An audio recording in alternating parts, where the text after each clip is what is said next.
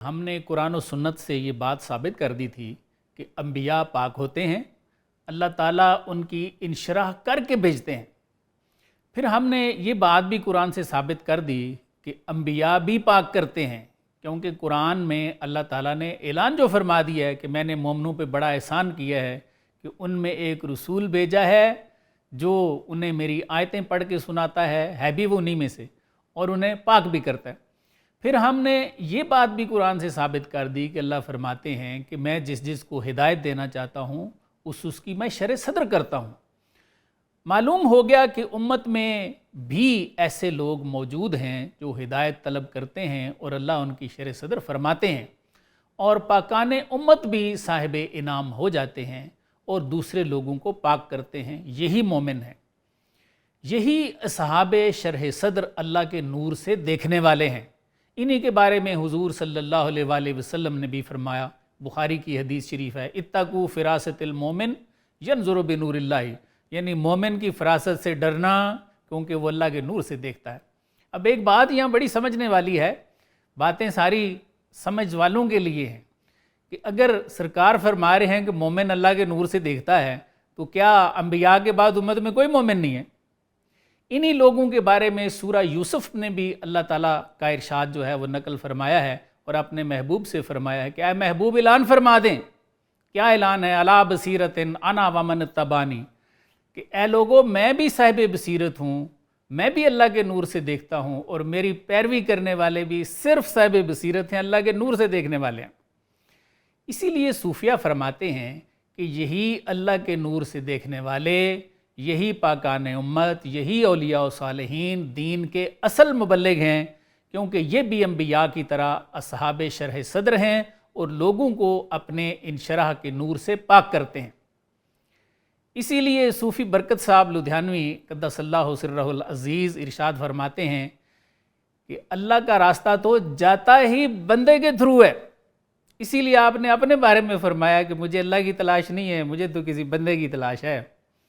پیر رومی یہ بات اپنے انداز میں سمجھاتے ہیں، کیا فرماتے ہیں؟ فرماتے ہیں پیر راہ بگزیں کہ بے پیری سفر، فرماتے ہیں کسی پیر کو اپنا رہنما بنانا اس لیے کہ بغیر پیر کے دین کا یہ سفر ہست ہے، پر از آفت و خوف و خطر، آفتوں، خوفوں اور خطروں سے بھرا ہوا ہے۔ آگے فرماتے ہیں اے بسا ابلیس کے آدم روئے ہست، فرماتے ہیں دیکھ لینا بھئی بہت سے ابلیس بھی آدم کی شکل میں پھر رہے ہیں، پس بہر دستے نہ باید داد دست، اس لیے ہر شخص کے ہاتھ میں فوراً ہاتھ نہیں دے دینا۔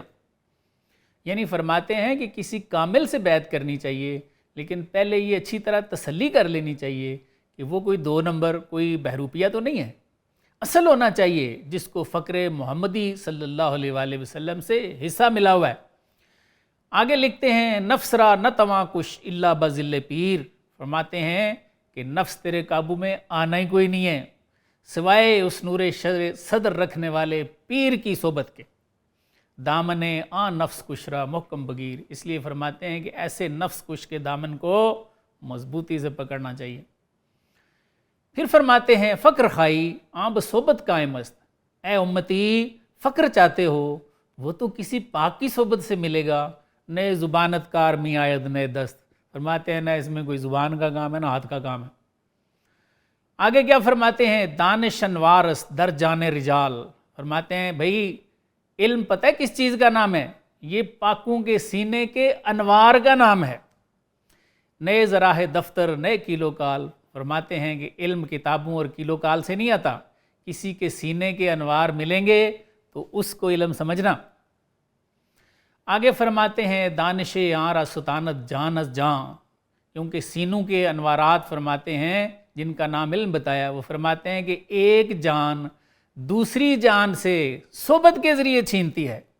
نئے ذراح دفتر نئے از زبان، فرماتے ہیں سینوں کا علم حاصل کرنا کتاب اور زبان کا کام نہیں ہے۔ آگے لکھتے ہیں کہ دیکھو صحبت کیا کام کرتی ہے، کون سا مقام آ جاتا ہے؟ فرماتے ہیں تا دل شرا شرح سازد آنزیا، حتیٰ کہ ایک کے نور شرح صدر سے آپ فرماتے ہیں دوسرے کے بھی شرح صدر ہو جاتی ہے۔ پس علم نشرہ بفرمائد خدا، حتیٰ کہ اللہ تعالیٰ کی طرف سے خطاب آ جاتا ہے علم نشرہ لک صدرک، کہ کیا ہم نے تمہاری شرح صدر نہیں فرمائی ہے؟